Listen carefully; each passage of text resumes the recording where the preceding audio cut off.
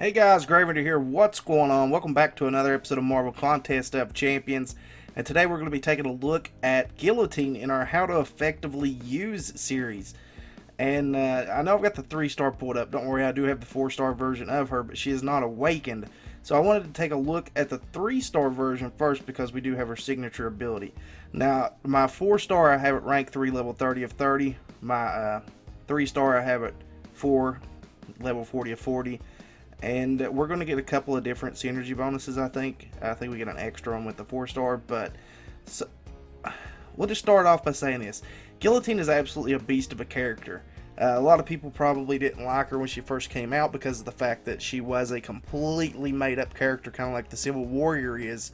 With this game, she's completely made up. So there was no comic book history whatsoever behind her to back her up. She was just a kabam, centric made character that they worked into the Marvel Contest of Champions comic book series as well. But I love her. I've loved her since the first time she came out. She had a really unique fight style. She was new. She's a new character. I mean, she's just kind of boss looking if you just look at her. She's really cool. She's like an executioner type of character with that big old huge sword. She kind of reminds me of a character that you would see in maybe like a Final Fantasy type game or something to that effect. But she's really awesome. She's really boss, and a lot of people didn't really find the usefulness in Guillotine to the utmost until they started doing Realm of Legends and noticing what her abilities do. Realm of Legends and Act 4 with the final boss on Maestro. They didn't realize exactly what she could do, but she's really a boss character. Let's get in here and look. We've got the Soul Harvest 5 and Bleed 5 abilities on this character. Now, obviously, I've said this before, it will fluctuate with the level of your character, and depending on if you've got a 3-star or a 5-star or a 4-star version of the character, they're going to move up and down with that as well. Now, her signature ability, we've got this one here, Awakened to 86. Ancestor Strength. The souls of her ancestors empower Guillotine further, granting a 10% chance to steal 49% health from for every 4 souls she possesses. So, I mean, that's a pretty boss signature ability as far as signature abilities go. Her abilities, passive, for every 6% of health, for every 6% of maximum health that Guillotine removes from her opponent during combat, she feeds her ancestral blade and gains 1 soul. Souls expire every 10 seconds and grant Guillotine 13% critical damage per soul. So, if you get a lot of souls built up, which is essentially what you want to do, you don't want to take a lot of hits, you don't want to lose souls, you want to gain as many souls as you possibly can with her, because if they expire, you're getting that 13% critical damage per soul added on, and also it comes in handy with the special 2 attack, so we'll get into that here in a second. A layer of armor reduces an additional 9% incoming attack damage, so she has an inherent 9% drop on attack damage that comes in at her. So that's a pretty cool, neat feature from her. Special Attack 2. This is the one that is like phenomenal. Guillotine's ancestral sword consumes 2 souls to place a phantasm on the opponent, reversing all active healing effects for 10 seconds. Now, this is why I get into the fact that a lot of people didn't find her usefulness until they started using her in, or like looked at her abilities and used her in Realm of Legends, because she could go up against Wolverine, no problem, because the guy would regen as long as you keep hitting him, as long as you had 2 souls, and you could still keep hitting him with that level 2 attack. All of the health that he would gain would be reversed in damage. And that's the same way with Maestro whenever he goes into his healing phase, or he has the nodes up that allow him to heal. If you hit him with the L2 and have enough souls built up, he is going to drain health like crazy. She is the go-to character, especially if you have her for Maestro or Wolverine Realm of Legends. Now, I haven't messed around in the Labyrinth of Legends or the Road, really, for that matter, so I don't know if she would come in too handy on any of those, because I haven't messed with it and seen exactly how many healing characters they have in there. I know there is a Deadpool on the the road to the labyrinth that she could actually probably come in a little bit handy on.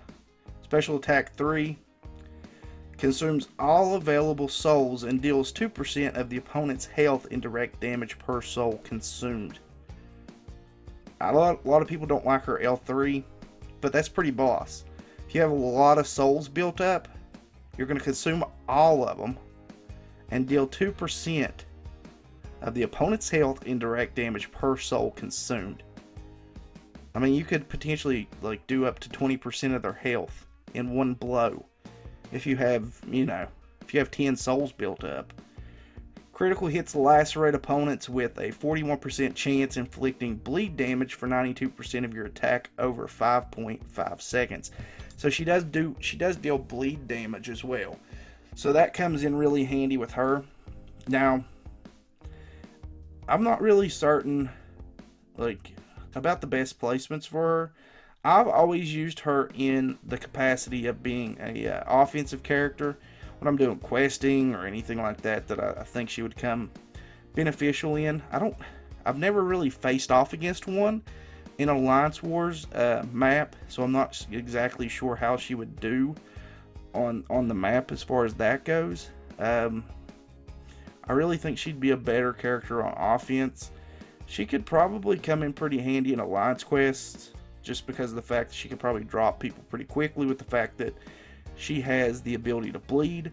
And if you can get that L2 off and do some damage to some of the characters in there that might regen a little bit of health. I've never really came up against one that does regen health, but that bleed actually does pretty good damage. If you can get an L3 off though, you could probably drop some fools pretty quickly in Alliance quest.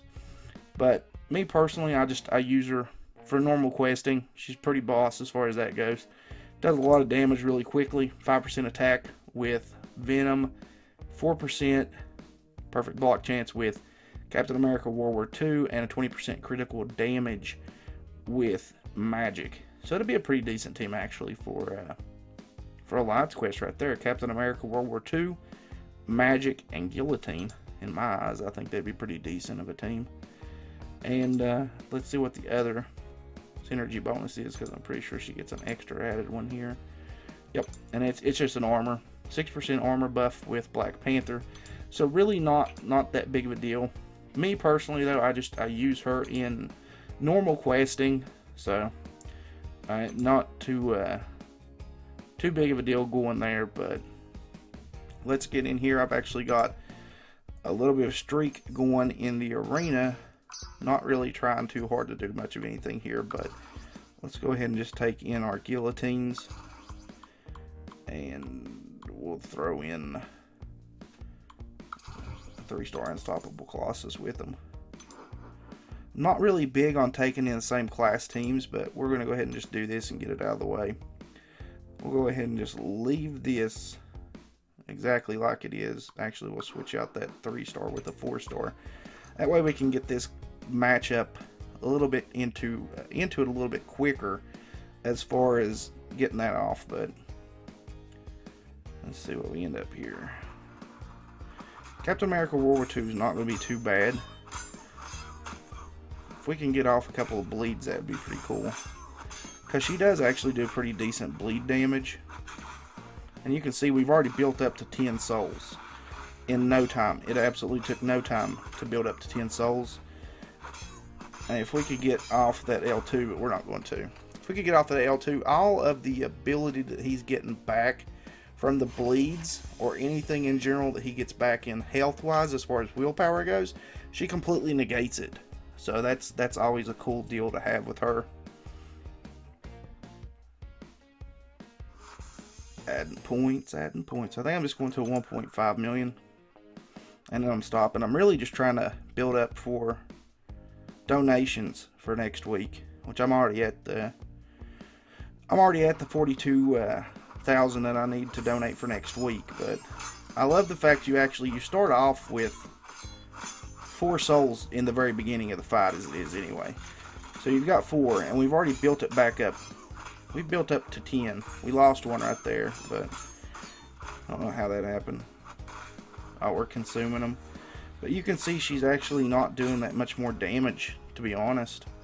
So we built up to the L2 there, but not really any use in these kind of fights, but because she does so much damage as it is anyway that she just completely obliterates who she's going up against. So I don't really have a challenge with her fighting against these characters. Obviously, the biggest challenge was going up against that off-class Captain America World War II, because things just kind of were a little bit pushed harder because he was off-class. Winter Soldier, not that big of a deal. No issue there. But as far, like I said earlier, as far as I'm concerned, her better placement and how to effectively use her is by using her in questing. I've never really used her anywhere else. I guess, like I said before, if you have her as a 4-star and you don't really have any other options, she could be really good in fights against characters in Alliance Wars on offense, especially if you're going up against people that are using, let's say, a lot of properties with willpower involved in it. If they're regenerating a lot of health, she's going to actually do a lot more damage to them by hitting that L2 and consuming a couple of souls. So she could potentially be a really clutch character, especially against someone like a superior Iron Man or an Iron Man or anybody of that nature that's actually going to regen a lot of health. Ultron, she could be really clutch against an Ultron in Alliance Wars on offense.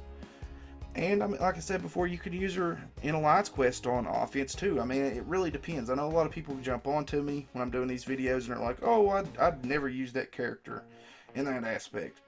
But the thing you got to understand is not everyone has the benefit of having every single character in the game like some of us have tons and tons of characters we can choose from. Other people don't. And this kind of helps them out because this might be the character that they have that, you know, is their highest ranked, that they can actually do a lot of stuff with. So hopefully this helps you guys out. Hopefully you're still continuing to enjoy this series. If you are, and it's your first time watching the channel, please consider leaving a sub on it. If you did enjoy the video, please leave a like on it. And as always, guys, remember to like, share, comment, subscribe, and we'll catch you guys in the next one. Later. 'Cause we scream.